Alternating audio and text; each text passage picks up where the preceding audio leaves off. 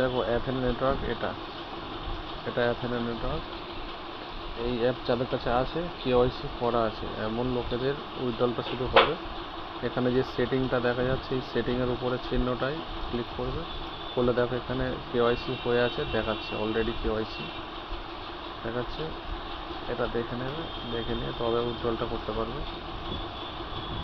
নাহলে উইথড্রল হবে না। যেমন দেখো এখানে আমার অ্যাকাউন্টে ATH বলে যে উপরে পয়েন্টটা আছে, এটা 456টা আছে।